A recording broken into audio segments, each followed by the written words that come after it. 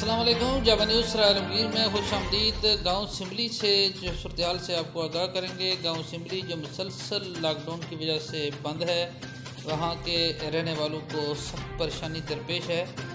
सिमली में गुज़श्ता रोज़ भी 30 अफराद का कोरोना टेस्ट किया गया है। अगर उसकी रिपोर्ट नेगेटिव आती है तो सिमली से लॉकडाउन खत्म कर दिया जाएगा।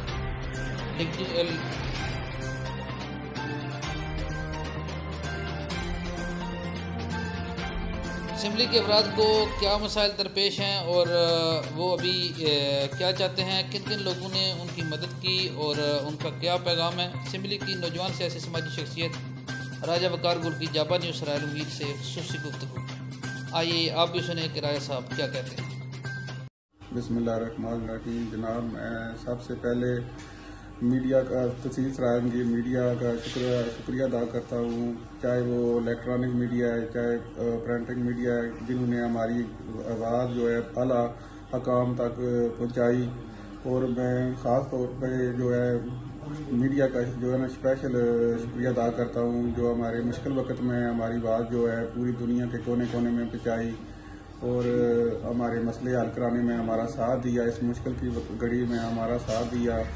और मीडिया के बाद खास तौर पर MPA चौधरी अख्तर साहब जो है वो मुसलसल राब्ते में हैं और हर तरह की जो है वो कोशिश कर रहे हैं जिससे जल्दी से जल्दी सिमली का जो लॉकडाउन है वो ख़त्म किया जाए।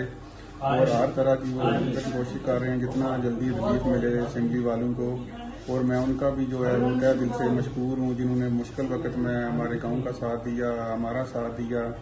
और उसके बाद जिन लोगों ने बाहर से जो हमारे भाई हैं, दोस्त हैं, उन्होंने सिमली के लिए राशन भेजा है, उनका भी मैं शुक्रगुजार हूँ कि उन्होंने मुश्किल वक्त में हमारा साथ दिया, हमारे गांव का साथ दिया।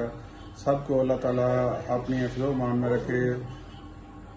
उसके बाद मैं जो है वो आला काम से गुजारिश करना चाहता हूँ कि सिमली में अल्लाह का शुक्र है जितने मरीज गए थे गुजरात, उनमें से टोटल अब 5 मरीज रह गए हैं, बाकी सारे ठीक होकर घर वापस आ गए हैं। और गांव में भी इस तरह का मज़ीद खबरों और अपडेट के लिए देखते रहिए, सुनते रहिए जाबा न्यूज़ सरायलमगीर। हमारा YouTube चैनल जाबा न्यूज़ सरायलमगीर लाजमी सब्सक्राइब कीजिए। Thank you for listening and watching us. God bless you. Stay home, safe community.